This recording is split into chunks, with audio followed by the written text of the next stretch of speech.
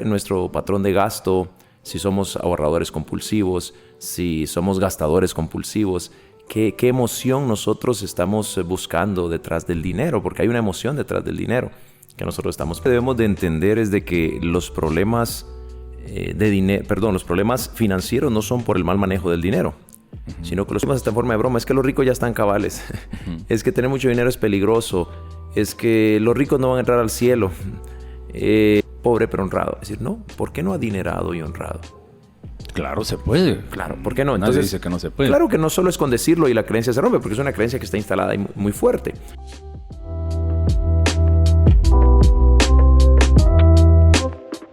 Bienvenidos nuevamente a su podcast positivo. Hoy tendremos el episodio número 12. Así es, como si nada, estamos llegando al 12º episodio y gracias por estar pendientes de todos los podcasts que hemos compartido con ustedes. Para el podcast de hoy tenemos a un invitado de lujo, Mario de Paz. ¿Cómo estás? Bienvenido. Gracias, Roby. Muy bien. Aquí estamos siempre, como decimos por acá, en la jugada. Eso está bien. Excelente. Vamos a estar platicando de algunas cosas bastante interesantes. El tema que más domina a nuestro invitado Mario. ¿Cuál es, Mario? Las finanzas. Bueno, pues hablamos de varios temas, pero sí me he enfocado bastante en lo que son las finanzas personales desde que escribí mi primer libro, que se llama Mejora tus finanzas y construye tus sueños en el año 2011. Desde ahí pues empecé a enfocarme en dar talleres, conferencias y cierto tipo de coaching en finanzas personales. Bueno, ya 10 años en el asunto. Sí, ya 10 años. Tema. Está excelente. Creo que hay mucho que platicar y mucho que voy a aprender para mejorar en esa área que me cuesta mucho, la verdad. Y sé que muchos que me están escuchando o que nos ven por YouTube se van a identificar muchísimo. Si quieren mejorar sus finanzas, quédense con nosotros. Les vamos a compartir por acá buenos tips que sin duda alguna les van a servir de muchísimo en su vida práctica. Antes de entrar directamente con los temas, Mario, platícanos un poco acerca de tu vida. ¿Quién es Mario de Paz? Pues he sido educador durante 20 años. Siempre, bueno, voy a empezar un poquito antes. Desde niño siempre fui muy soñador, siempre queriéndome comer el mundo, siempre queriendo salir adelante. Y bueno, tenía proyectos, ideas y tantas cosas que quería hacer. Y me gradué como maestro y luego me dediqué cierto tiempo a ser docente director de una escuela pública durante 20 años. Y durante ese proceso inició mi primer libro en el 2011, porque inicié a trabajar en el 2001.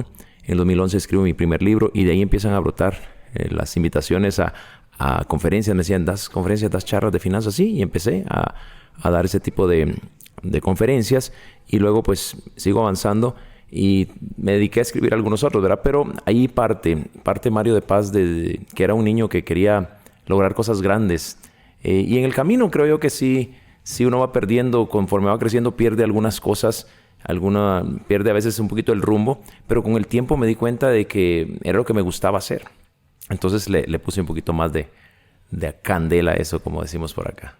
Excelente. Sí, creo que nuestros sueños, nuestras metas, nuestros propósitos se van acomodando a lo largo de la vida, ¿no? Muchas veces hay cosas que no conocíamos desde niños, o sea, soñábamos con ser algo, pero no conocíamos algunas cosas que más adelante íbamos a descubrir, nos íbamos a enamorar de eso y iba a acabar siendo lo que realmente nos gustaba o nos gusta. Y en este caso, pues creo que te pasó así. Exacto. Yo creo que nos reencauzamos en el camino. Hay cosas, los afanes de la vida, pues nos desvían un poquito, pero la misma vida se va encargando de reencauzarnos en lo que en realidad queremos y nosotros siempre continuamos con esa pasión. Exacto. Bueno, vamos a ir ya aterrizando en el tema que queremos tratar para el podcast de hoy, que es las finanzas. Las finanzas ha sido como que mi talón de Aquiles. No es mi fuerte, definitivamente.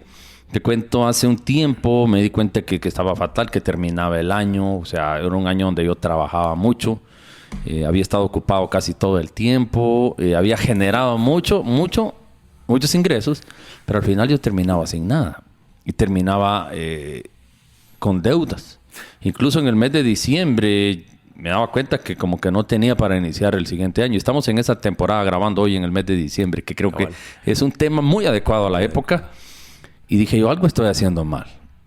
no tenía para darme unas vacaciones, me quedaba totalmente corto, entonces me propuse, me gustaba un poco leer y dije, para el siguiente año me voy a enfocar en leer para mejorar mis finanzas y empecé a tratar de buscar los mejores libros de finanzas que puedan existir y por ahí me encontré con que eres escritor y dije, definitivamente tenemos que platicar un día y se dio hoy la oportunidad. Pero te quería preguntar esto, si yo soy malo en mis finanzas, si yo no sé ahorrar, si estoy endeudado, me va mal en ese asunto, ¿qué es lo primero que yo podría comenzar a hacer para empezar a mejorar mi situación financiera? Lo primero que debemos de entender es de que los problemas los problemas financieros no son por el mal manejo del dinero, sino que los problemas financieros son por el mal manejo de las emociones. Y a veces pensamos de que solo es con aprender únicamente algunas herramientas o con estudiar un poquito más, pero tenemos que ir un poquito a la raíz del problema, y la raíz del problema es el mal manejo de las emociones. Las tarjetas de crédito no salen a comprar solas en Uber, ni en tuk-tuk, ni en taxi, ¿verdad? Entonces somos nosotros, no son ni buenas ni malas, son herramientas. Pero cuando nosotros no aprendemos a controlar nuestras emociones, obviamente vamos a tener problemas financieros. Y yo creo que de ahí debemos de partir. Eso es lo primero que nosotros debemos de entender. Que si aprendemos a controlar nuestras emociones, como en cualquier área de la vida, vamos a poder controlar nuestras finanzas. Entonces, últimamente he estado trabajando con los talleres y en un curso que tengo completo ya, pero solo trabajábamos antes la parte de las herramientas, de presupuesto, de hacer esto y el otro, pero me di cuenta que las personas sí aprendían y se iban y terminaban otra vez haciendo lo mismo, al poco tiempo lo mismo. Entonces empezamos a trabajar la parte de la reprogramación financiera y de cómo trabajar con las emociones también. Entonces eso es muy importante. Entonces, ¿qué es un asunto de carácter? Bueno, hay ciertas cosas que yo tengo que aprender a dominar en mí, a controlar en mí, para poder mejorar en ese asunto y de educarme, ¿no? Para eso das talleres, das cursos. Sí, es que depende cómo nosotros estemos programados y nuestro patrón financiero. Hay quienes están programados para el gasto, hay quienes están programados para producir bastante, pero algunos no saben retener. Entonces, lo que tratamos es de ir logrando un equilibrio. No sé si te has dado cuenta, algunos saben producir mucho, pero no saben guardar, no saben retener.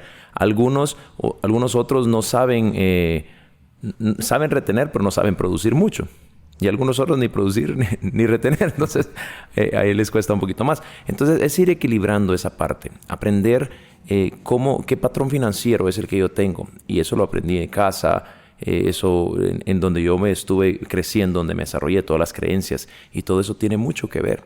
Entonces, ahí vamos nosotros aprendiendo qué debemos de hacer, qué debemos reestructurar para mejorar nuestras finanzas personales, aunque hay muchas herramientas y muchas estrategias que podemos aplicar también, que en el camino pues nos van sirviendo también, ¿verdad? ¿Y cómo puedo saber yo cuál es mi patrón financiero? Bueno, eso es de analizarlo, de verlo un poquito más a fondo, pero tenemos que ver nuestro patrón de gasto, si somos ahorradores compulsivos, si somos gastadores compulsivos, qué emoción nosotros estamos buscando detrás del dinero, porque hay una emoción detrás del dinero que nosotros estamos persiguiendo. Para algunos el dinero es seguridad, para algunos otros es deleite. Entonces, todo eso lo vamos analizando, el patrón. Pero podemos identificarlo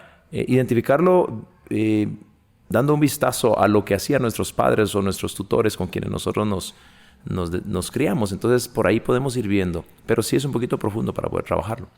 Y eso comienza en el hogar, según veo también. Sí, ¿no? Eso comienza en el hogar. A veces nos rebelamos contra el sistema o a veces seguimos el mismo patrón, ¿verdad? Entonces hay personas que han sido de repente de muy de escasos recursos y la persona se rebela contra el sistema y dice, no, yo cuando sea grande voy a tener mucho. ¿Ya? Y algunas otras personas siguen siendo así. Y algunos otros vivían endeudados toda su vida a sus padres y entonces ellos siguieron el mismo patrón y siguen endeudados. Entonces lo vemos repetirse. Entonces es lo que aprendimos, todo el sistema de creencias. Pero también podemos rebelarnos y poder salir adelante. Entonces es de ir logrando un equilibrio. Muy bien. Has escrito varios libros, por lo menos 4 libros que acá aparecen en esta toma, en esta imagen que de repente van a ver, la toma dinámica, aparecen acá 4 de tus libros.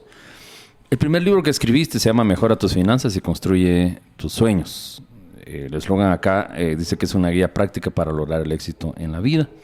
Y uno de tus primeros capítulos es que tú eres lo que decides ser. ¿En qué se enfoca este punto en que mi decisión o yo decido quién quiero ser, o que al final termino siendo lo que yo he decidido ser antes.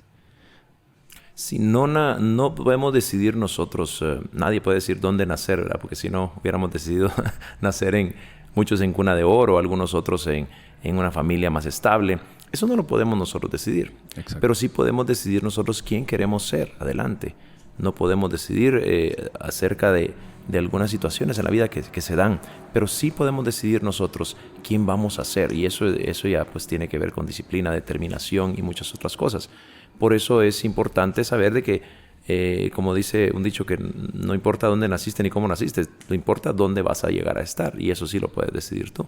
Entonces, si nosotros nos determinamos, nos preparamos, estudiamos, y depende del sueño que nosotros tengamos, si aplicamos la disciplina y la determinación, vamos a alcanzarlo, ¿verdad? Porque vemos en varias personas, por ejemplo, hay 2 hermanos que se han criado, más o menos de la misma edad, se han criado con algunos padres, de repente que no tenían las mejores condiciones económicas, por decirlo así, pero uno siguió ese mismo patrón y otro se rebeló contra el sistema y logra salir. Uno hizo el papel de víctima, se vive quejando, diciendo es que es que si yo hubiera tenido más oportunidades, si me hubieran dado estudios, si hubiera pasado esto, y se queda ahí en el papel de víctima.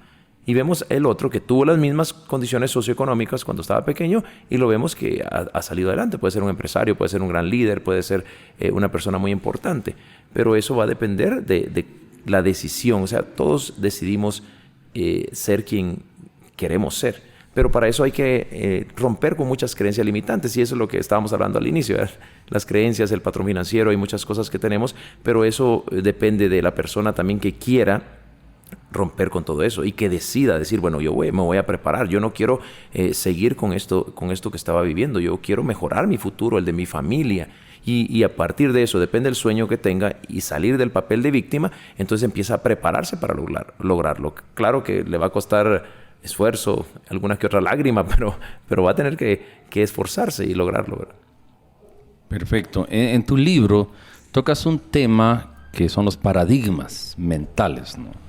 Creo que esto se asocia mucho con algo que escuché por ahí de que si yo genero bastante dinero, pero si mi mentalidad de pobreza no ha sido cambiada, no importa cuánto dinero llegue a mis manos, ese dinero va a desaparecer tarde o temprano, porque mi mentalidad de pobreza no ha sido cambiada.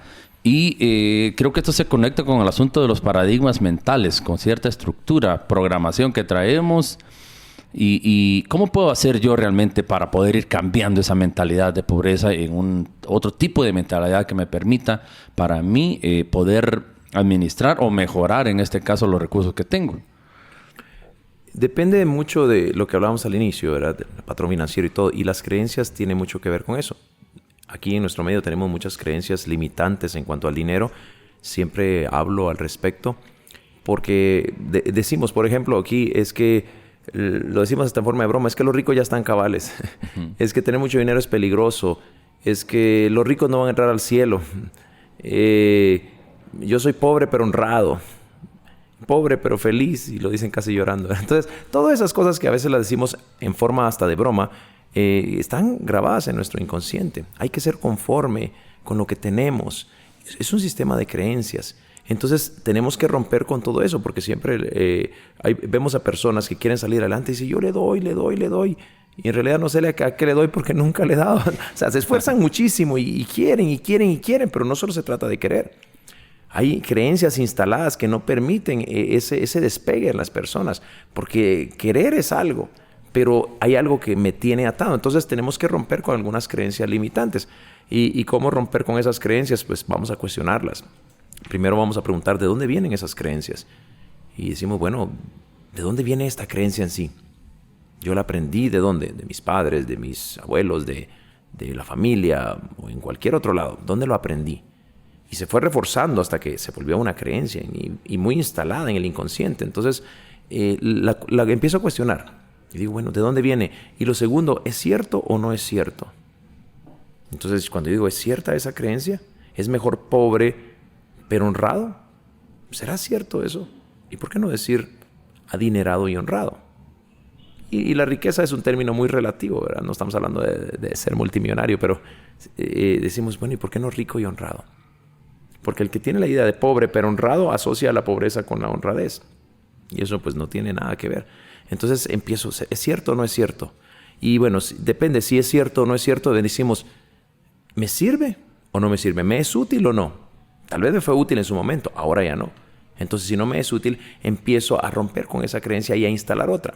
Entonces, por ejemplo, decimos, es mejor pobre pero honrado. Es decir, no, ¿por qué no adinerado y honrado? Claro, se puede. Claro, ¿por qué no? Nadie Entonces, dice que no se puede. Claro que no solo es con decirlo y la creencia se rompe, porque es una creencia que está instalada y muy fuerte. Entonces decimos, bueno, yo voy a ser una persona que va a tener los recursos suficientes y le va hasta a sobrar, si no quiere decir adinerado, porque hasta eso hay personas que dicen, wow, así muy, qué ambición, somos ambiciosos aquí.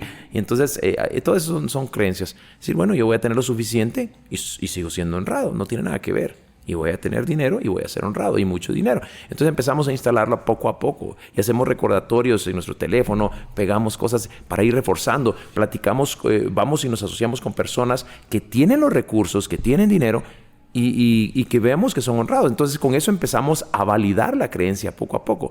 Empezamos a instalar una nueva creencia, a sustituir la que tenemos, pero primero iniciamos cuestionándola.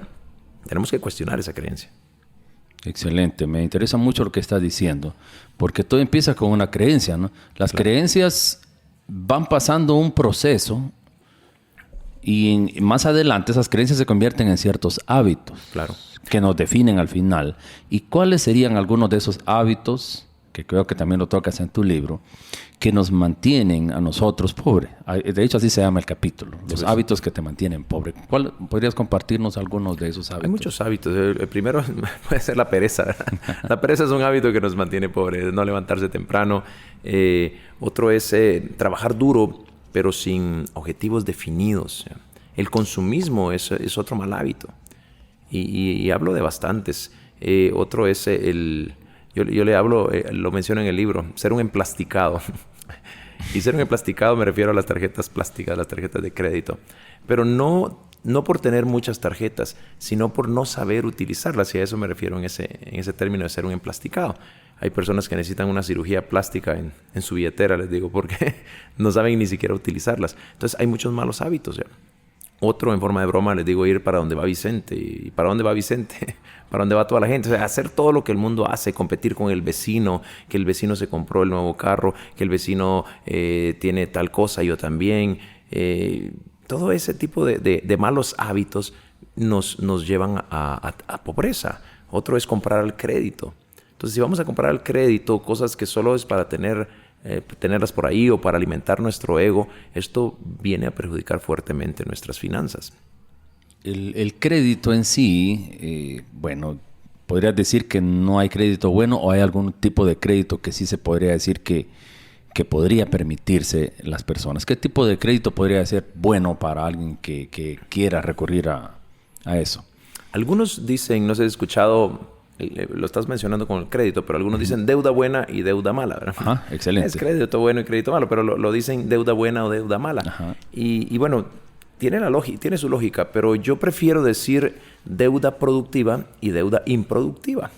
Porque una deuda productiva, cuando sacas un crédito, cuando utilizas el crédito para comprar algo que te va a producir, entonces podríamos decir que es una deuda buena. Yo digo deuda productiva porque esa deuda va a hacer que produzca. Y siempre y cuando te esté produciendo más de lo que necesitas para pagar la cuota, para pagar los intereses y todo lo que necesitas, y te esté produciendo también cierta ganancia, pues es una deuda productiva. Porque puede ser una deuda buena, es decir, yo tengo una deuda buena, compro algo y me va a producir, pero resulta que no me está produciendo como yo lo esperaba, entonces ya no es una deuda buena. Es una deuda improductiva que me está comiendo en intereses. Siempre lleva su nivel de riesgo. Sí, entonces yo prefiero decirlo, deuda productiva o deuda improductiva. Entonces, la deuda productiva es cuando compramos algo para trabajarlo. Puede ser, por ejemplo, un carro. Es decir, voy a comprar mi carro. Has escuchado a muchos que dicen, yo quiero mi carro. Y muchos jóvenes quieren su carro y empiezan a trabajar. Y algunos incluso quieren su carro de agencia. Es que lo puedo pagar, hoy me va mejor y me están pagando bien. Y resulta que sacan el vehículo de la agencia. Al nomás sacarlo, pues ya a las 2 cuadras ya perdió el 20% del valor, por cierto. Y empiezan a pagar. Yo puedo pagar 2,000, 3,000 mensuales, no hay problema. Pero le está produciendo, no, está perdiendo con ese vehículo. Puede ser, hagamos de cuenta que es un pick-up, un pick-up grande y lujoso y todo. Pero viene otra persona y saca un crédito y compra un pick-up un poquito más, no para lucirlo, sino con un modelo menos reciente, pero en ese pick-up lo va a poner a trabajar en su negocio. Entonces ahí está haciendo una deuda productiva, no solo para alimentar el ego. Ahora, hay personas que ya tienen los recursos necesarios y quieren darse ese lujo, pues lo pueden hacer.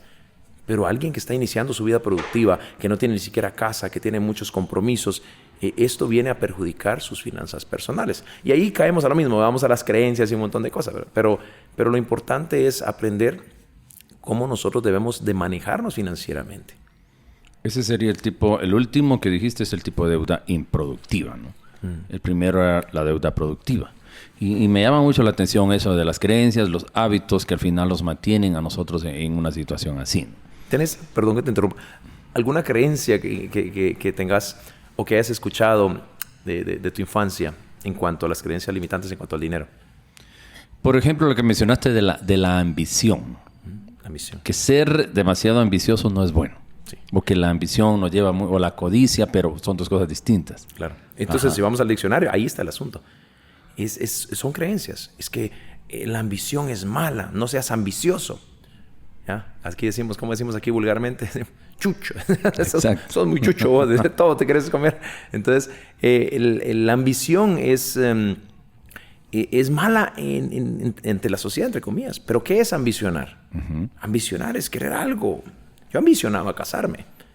En tu caso, ambicionabas tener un podcast. Pero luego asociamos la palabra ambición con algo malo, ¿ya? Y como lo decías, aparte de la ambición y aparte de la codicia, la avaricia, ¿ya? Entonces, esa es una creencia instalada. ¿Y cómo hacemos nosotros? Decimos, bueno, ¿de dónde aprendí eso? Me lo decía mi tía o mi tatarabuelita y era tan marcado todos los días de pequeño y de repente surgió algo que vino a validar esa creencia. Y pasó algo en la familia y vino a validar. Y entonces se instaló aún más fuerte. Sí, a este por ambicioso, ni siquiera entendíamos bien el término, por ambicioso le pasó tal cosa. Lo asaltaron, le robaron o perdió tanto dinero. Y entonces validamos esa creencia y se reforzó. Entonces, esa palabra, entonces decimos, ya adultos, ya cuando tenemos cierta conciencia y que queremos cambiar, porque hay gente que no quiere cambiar o no lo trae a conciencia. Y decimos, bueno, ¿es cierto o no es cierto? Voy al diccionario. ¿Qué es ambicionar? ¿Qué va a pasar en mi vida si estoy ambicionando? Y ahora, ¿me es útil o no me es útil? Y empiezo a cuestionarla y preguntarme, ¿cómo puedo yo cambiar esa creencia limitante? ¿Ya? Y entonces empiezo a decir, por ejemplo, ¿cómo lo cambiarías? Vamos a hacerlo aquí en el ejercicio. ¿Cómo cambiarías la creencia por una creencia potenciadora de la ambición? Para empezar, bueno, digamos, la ambición es mala, puedo empezar a pensar de que no es la única opción. Que hay un tipo de ambición mala, por así decirlo, y un tipo de ambición buena. O que se pueden ambicionar cosas malas, pero también cosas buenas. Claro. Entonces, ahí empieza. Ya hay otra opción. Ya puedo decir, bueno, ¿por qué no cambiamos en el asunto de que voy a ambicionar, pero voy a decidir qué es lo que quiero ambicionar? ¿Ya? Y que el dinero también me puede dar más opciones. Porque muchas veces queremos nosotros ayudar. Queremos hacer actividades donde se puedan gestionar ayudas a las personas necesitadas, por así decirlo. Pero andamos buscando siempre quién nos pueda donar algo. ¿Y a quiénes recurrimos? A la gente que tiene recursos, por así decirlo, a los ricos, ¿no? Entonces quiere decir que el dinero sí nos da opciones también para poder ayudar. Entonces empezás a validarlo. Correcto. Porque otra creencia es, el dinero no da la felicidad. ¿Qué pensás de eso? Fíjate que se me acuerda de una frase que dijo un amigo que es conferencista. Él dice, ¿vieran qué bien me sentía yo cuando cargaba el chorro de billetes así? Y dijo él, es que el dinero no es la felicidad, pero ayuda un poquito. Yo escuché algo, decía, el dinero no da la felicidad, pero lo deja uno bien cerquita. Entonces, es casi lo mismo. Es una creencia. No da la felicidad. Yo les pregunto siempre, y les digo, si usted le puede dar $1,000 mensuales a sus padres, a sus hijos o a las personas que usted quiera apoyar o ayudar en un orfanato, donde sea, $1,000 mensuales. Algo sencillo.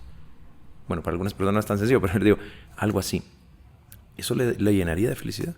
Sí, ¿por qué no? ¿Le daría felicidad llevar a sus hijos a Disney? Sí. ¿Qué necesita para eso? Plata. Entonces, son creencias instaladas. El dinero sí da la felicidad. Pero el dinero incluso es un potenciador de la felicidad. Nos puede potenciar. el dinero lo único que hace es revelar los rasgos de nuestro carácter. Si yo tengo dinero, con mucho dinero voy a hacer cosas buenas o malas, dependiendo quién sea yo. Pero son creencias. Entonces, cuando empezamos a trabajar en eso, a cuestionar, decimos, ¿de dónde viene? ¿Me sirve, no me sirve? ¿Es cierto, no es cierto? Entonces, no me ha servido hasta el momento porque tal vez me sirvió, pero ahorita en adelante ya no. Yo necesito ganar más porque mi familia está creciendo y todo. Y como tengo instalado eso, empiezo yo a decir, bueno, ¿qué voy a hacer ahora? El dinero sí da la felicidad. ¿Cómo sustituye eso? Bueno, el dinero me hace feliz cuando lo gano. Y empiezo a validar, empiezo a platicar con personas, empiezo a darme algunos gustos, siempre de una manera presupuestada, y ver que el dinero me da cierta felicidad. Aunque al final la felicidad va a ser una decisión, ¿verdad? Pero buscamos... yo hace poquito subí un video a YouTube, y es que andamos de la película En busca de la felicidad. Es que yo creo que no tenemos que andar en busca de la felicidad. O sea, tenemos que ser plenos, tenemos que andar en busca de la plenitud. Pero también cuando llega el dinero, eso provoca que podamos ser un poquito más felices. Eso es lo que yo creo. Y como tengo esa creencia, y como ya rompí con esa creencia limitante que tenía, he podido generar un poquito más, porque yo sí tenía instalada esa creencia. Entonces, de eso se va tratando, poco a poco, de ir rompiendo. Aparte, las estrategias financieras, como hacer un presupuesto, cómo salir de deudas, qué planes o qué estrategias para salir de deudas, para evitar los gastos hormiga y todo ese tipo de cosas. Pero también ir paralelamente trabajando en las creencias, porque si no, seguimos en lo mismo. Y entonces sucede mucho que las personas, rompen el papel, ya no. O cuando llegamos con un montón de cosas de bolsas del supermercado, ¿verdad? O de ropa en el centro comercial y decimos, bueno, gasté mucho, pero para eso trabajo, me tengo que dar mis gustos. Entonces empezamos a justificar.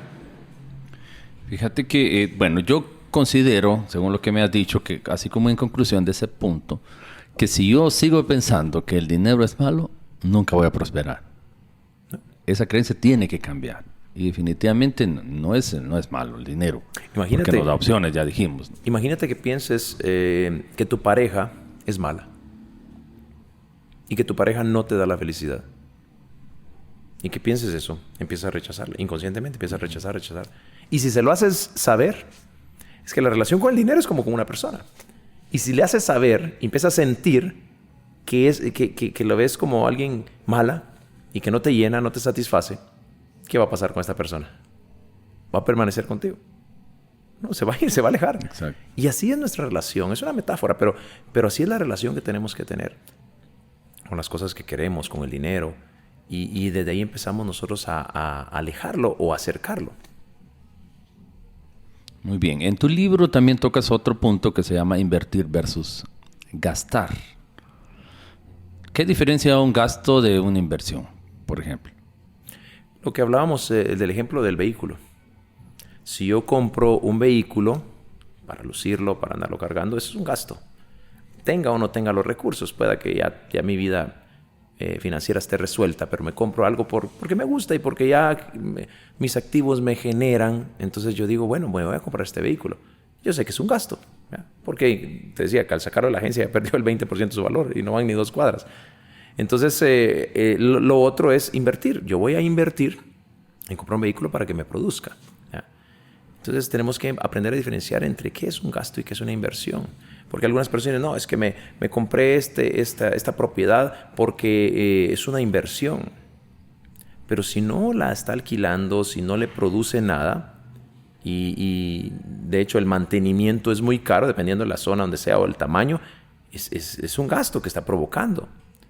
Pero si una persona la compra y esa propiedad la alquila en Airbnb o la alquila para eventos, entonces ya es una inversión. Entonces vamos jugando con eso y aprender en qué invierto y en qué yo gasto, ¿ya?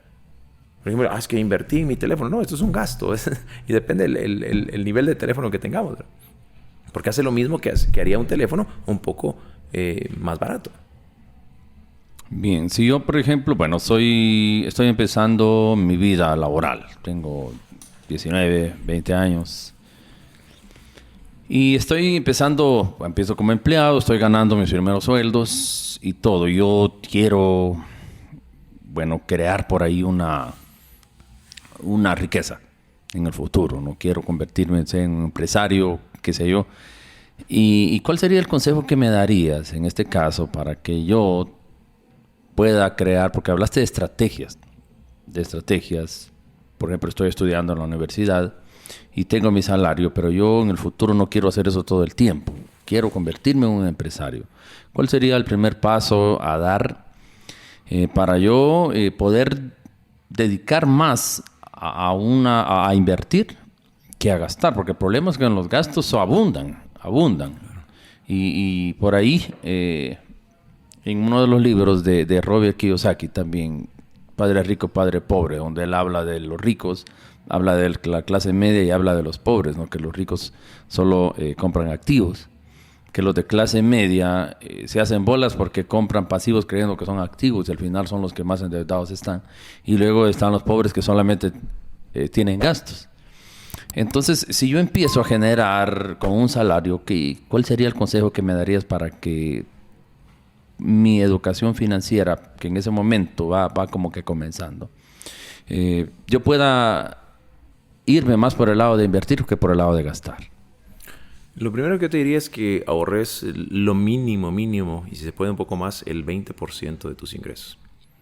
Que puedas ahorrar lo mínimo. O sea, yo creo que debería ser un poco más, pero hay personas que no pueden, pongámoslo en 20%. Si puedes más, buenísimo.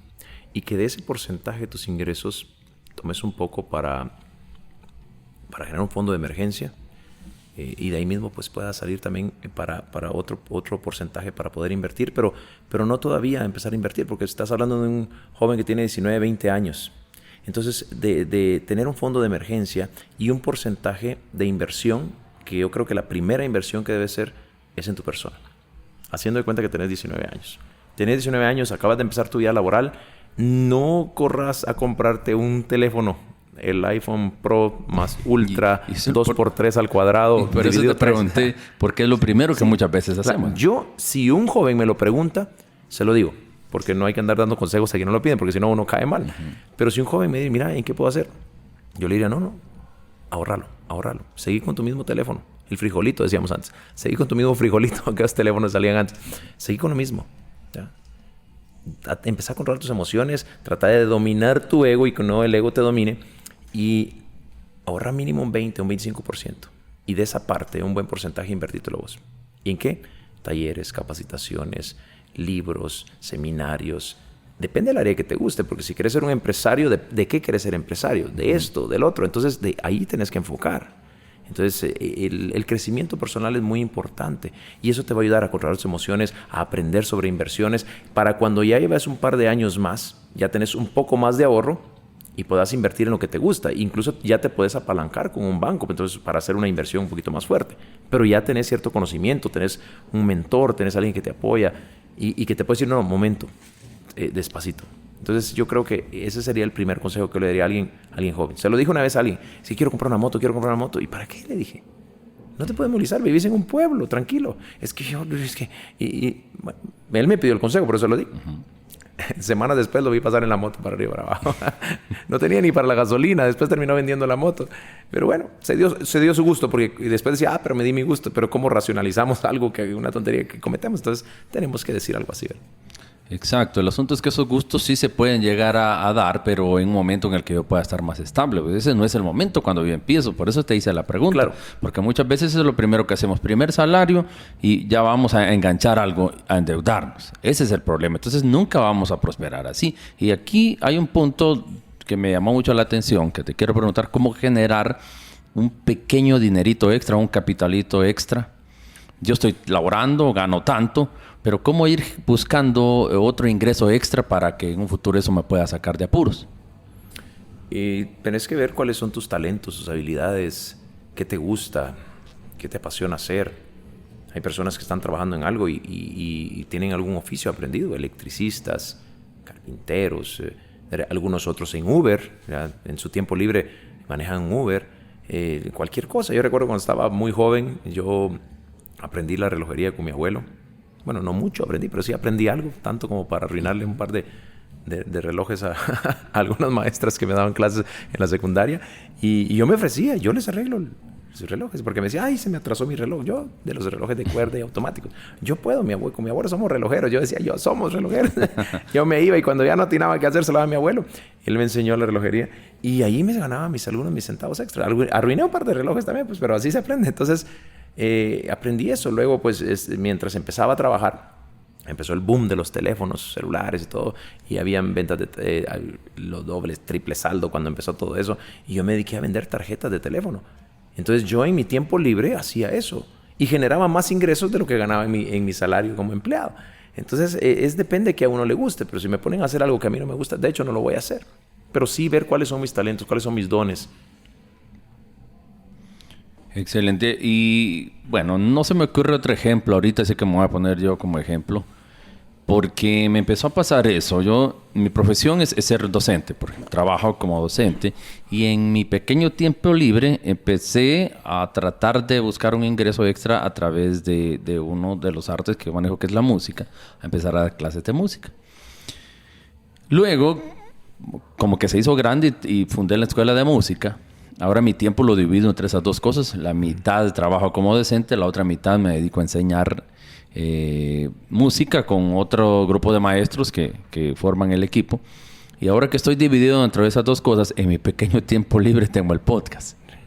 Es un ejemplo, ¿no? De ciertas cosas que por el momento no genera, pero en algún momento sé que esto va a generar. De hecho, me está generando de muchas maneras. Por ejemplo, acá en el aprendizaje que estoy tomando, si esto yo lo aplico a mi vida, me va a servir muchísimo.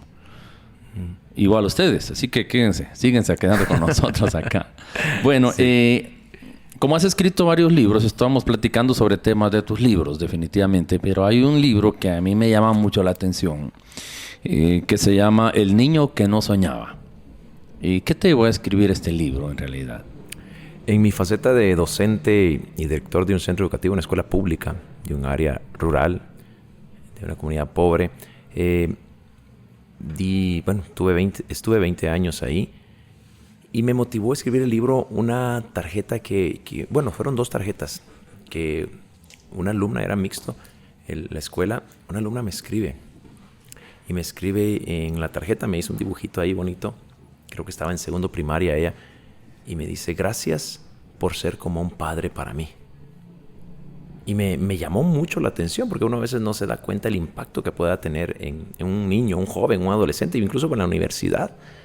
Entonces, porque ese libro aplica para también cualquier tipo de estudiante, me llamó eso la atención. No me agradecía por haberle enseñado los países y capitales, por enseñarle las monosílabas, trisílabas, ni la matemática, ni nada. Simplemente por ser como un padre para ella, por haberle puesto la atención necesaria. Entonces dije, wow, qué bonito, me hizo llorar y dije, bueno, ¿qué pasa con nosotros como docentes? ¿Qué podemos hacer en la vida? Y lo único que hacía era platicar con ella, porque en su casa pues había mucho maltrato por la parte socioeconómica que se vivía ahí.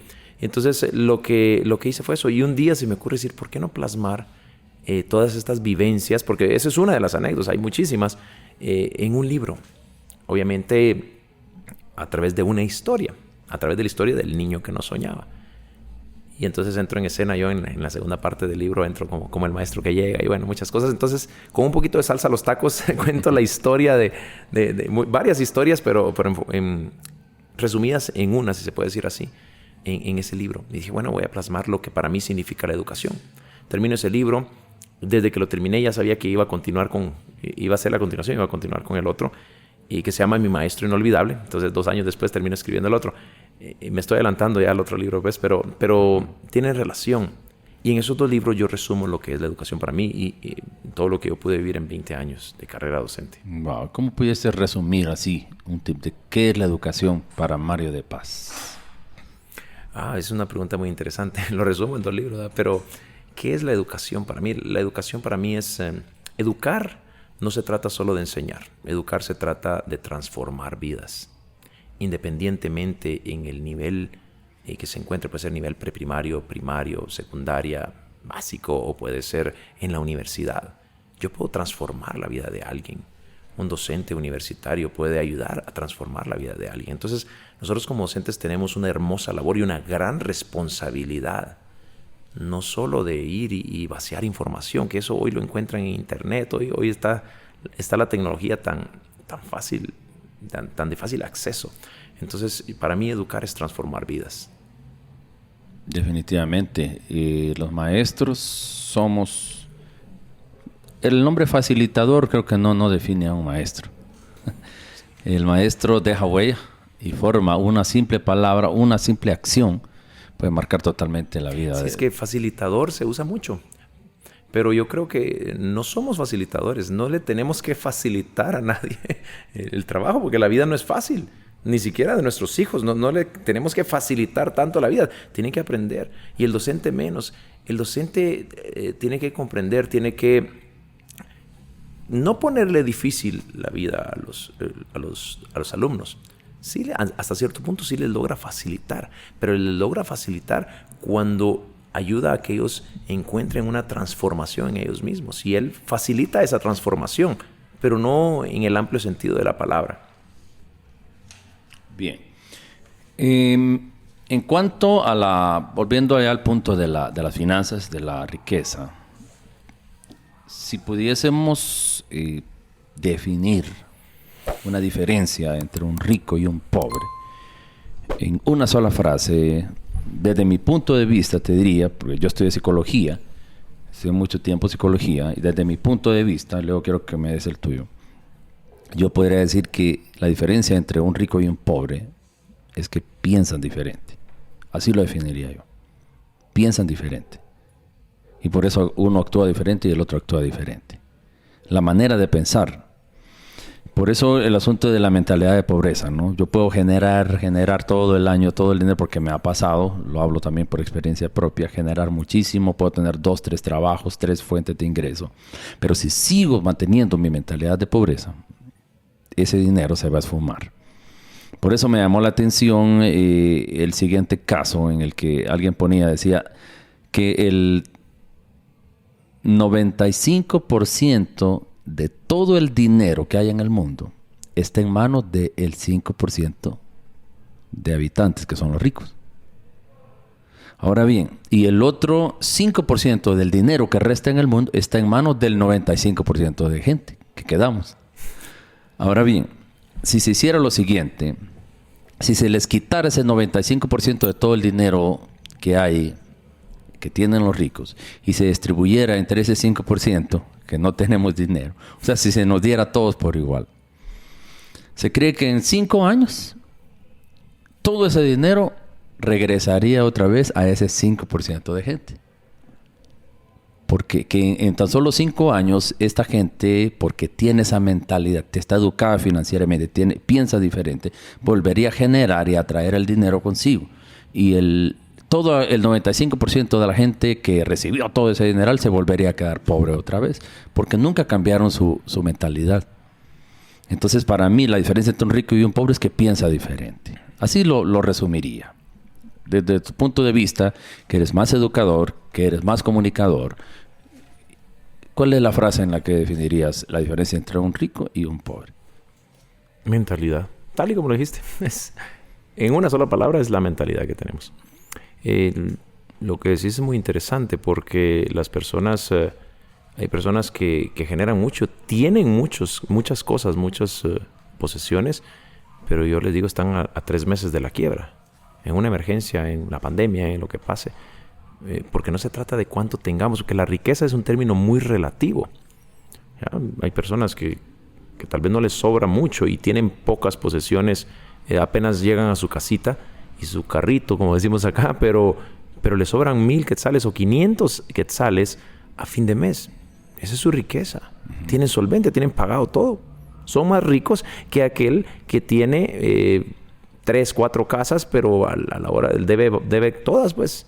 ¿Por qué? Porque las ha agarrado para alquilar y todo. Y en una emergencia que deje de producir, que se le pare el flujo efectivo, va a perder todo. Entonces, es muy relativo ese término. Pero si lo hablamos así más directo, para mí es mentalidad, tal y como lo dijiste. Es una manera de pensar. Ok, y por eso está la creencia, porque la creencia comienza aquí. Claro. Excelente. Vamos a ir tocando este otro libro que se llama El desierto no es para siempre, que lo voy a mencionar aquí, que lo voy a mostrar, perdón. El desierto. Definamos desierto. ¿Qué es un desierto en la vida? ¿Cómo lo enfocas tú? Yo baso ese libro en una metáfora del desierto. El desierto son situaciones difíciles, problemas, adversidades y todo lo que nos... Bueno, en resumen, los problemas y situaciones difíciles que enfrentamos en nuestra vida. Ok. Y hablas de tipos de desiertos ahí. Menciona algunos tipos de desiertos que podamos enfrentar nosotros.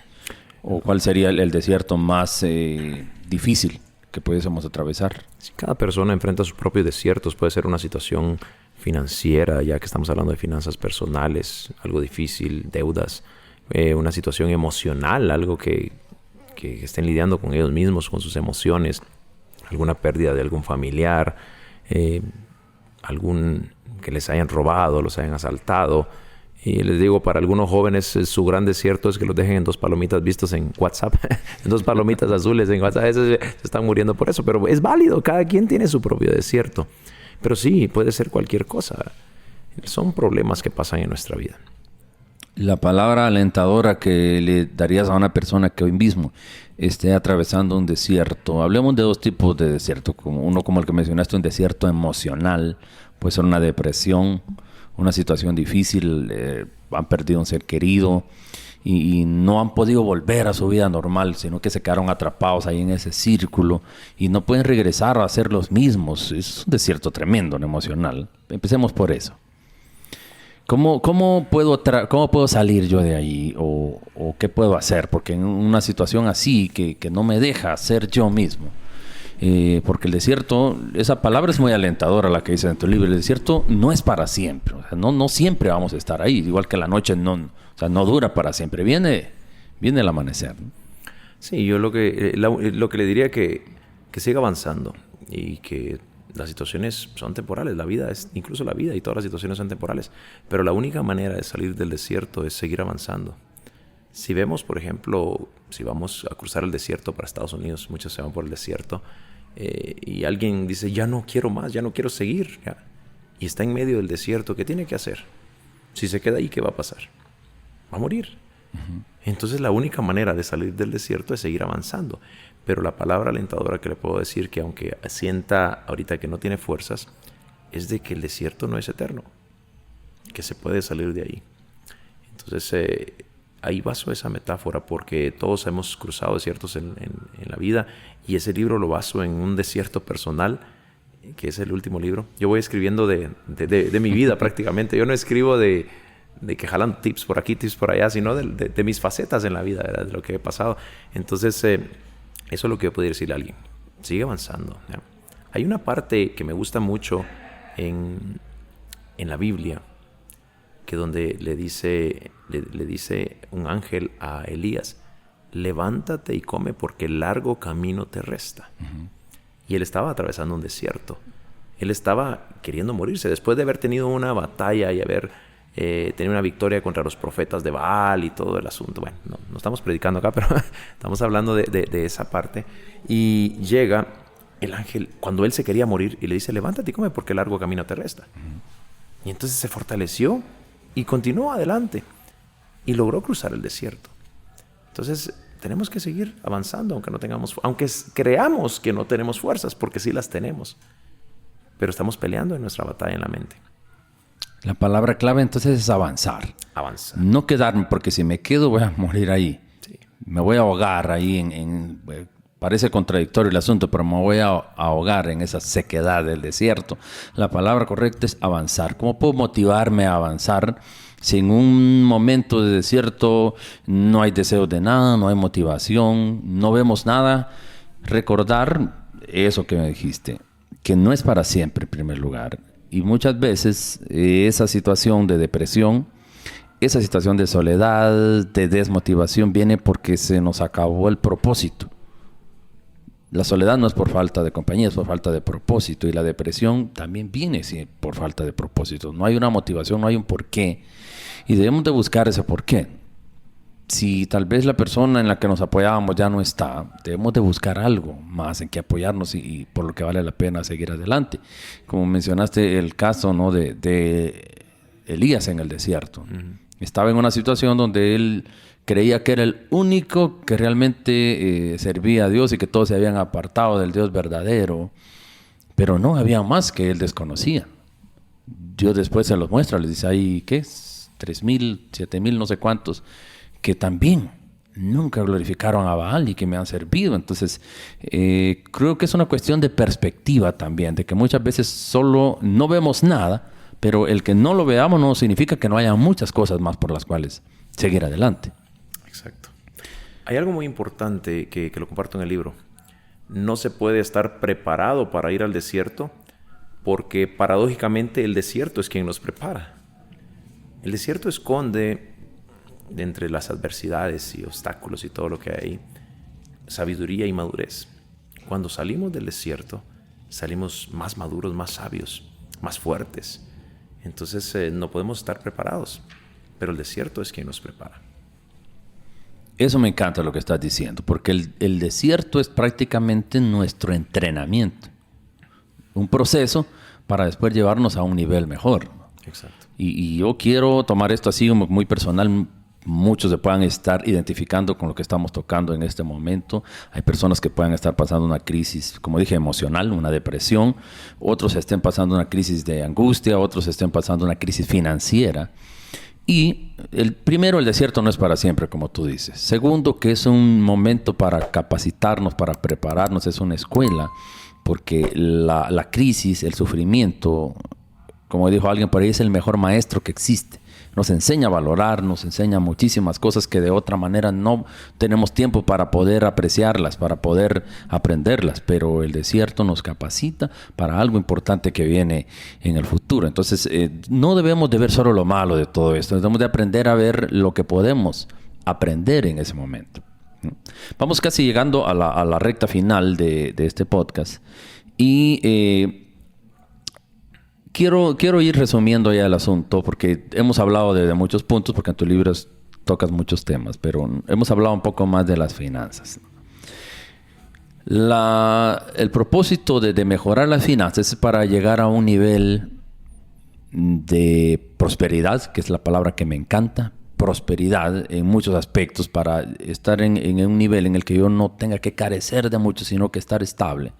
Y que no se me robe la paz y la tranquilidad por el hecho de que me falten recursos económicos, ¿no?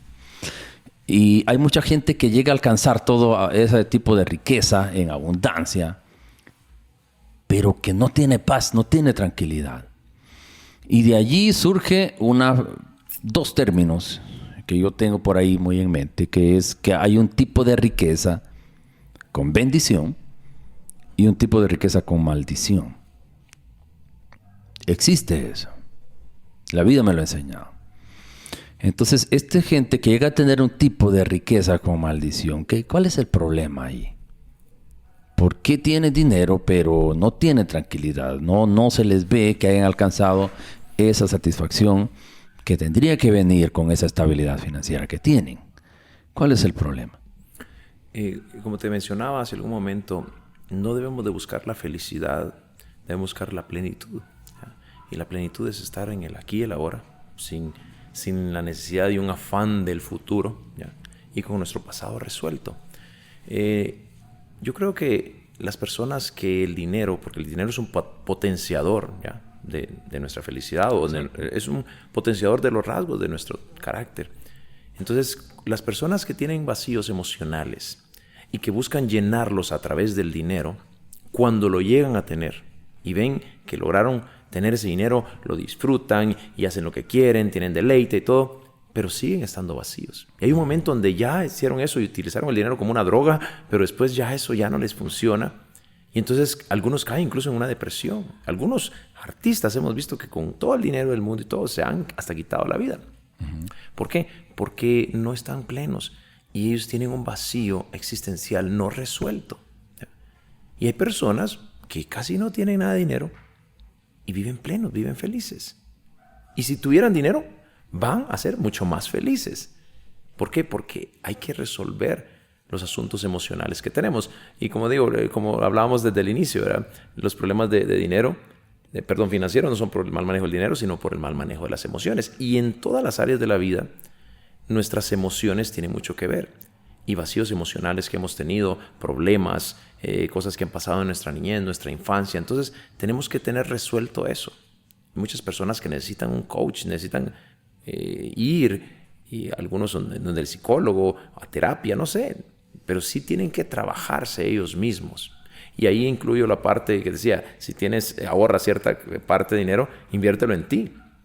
Y invertir en eso no solo es ir y decir, bueno, voy a aprender de esta empresa y aprender y voy a ir a seminarios tras seminario, sino también autoconocerse y decir, bueno, entrar en amor propio y decir, yo estoy mal en esta área. Y entonces me tengo que atender y pagar una terapia o ir con un coach y todo. Y empezar a resolver y a desenredar todo eso para que cuando llegue yo a tener dinero, lo pueda disfrutar. Porque tenemos que entender que el dinero no es lo más importante. Pero si yo estoy detrás y persiguiendo el dinero con un vacío emocional, esa es la manera como yo lo veo, cuando lo llegue a tener, voy a seguir teniendo ese vacío y únicamente lo voy a agarrar como anestesia.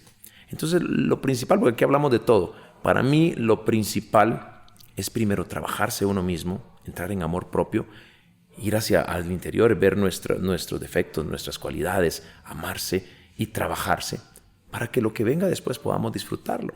Una persona que, vamos a hablar de muchas cosas. Otro ejemplo, si buscan una pareja por llenar un vacío emocional, cuando la tenga años después, va a ser un desastre su matrimonio. ¿Por qué? Porque pensaba que la pareja lo iba a llenar. No, tenemos que estar llenos, tenemos que estar completos. Para que cuando venga la otra persona no venga a completarme, venga a sumar a mi vida y yo pueda sumar a la de ella también. Porque si yo no estoy lleno, no estoy completo, entonces la otra pareja voy a querer llenarme y tal vez ella sí pueda sumar, pero yo voy a restar. Entonces todo redunda en esa parte, en estar uno lleno, pleno y trabajarse. Entonces para poder dar, esa es mi manera de pensar. Porque si no van a llegar posesiones. Hace poquito compartí un video en YouTube, decía que podemos tener followers, podemos tener dinero, casas, carros, sueldos, puntos y todo eso podamos tener, pero si no estamos llenos, vamos a estar viendo cuántos seguidores, y si nos dan like nos emocionamos, y si no nos dan like no, entonces no depende de eso nuestra vida. Quiere enfocarnos en los otros, definitivamente nos aleja. Y resumo todo lo que dijiste en esto. La mejor inversión que puedo yo hacer en la vida es invertir en mí mismo. Así es.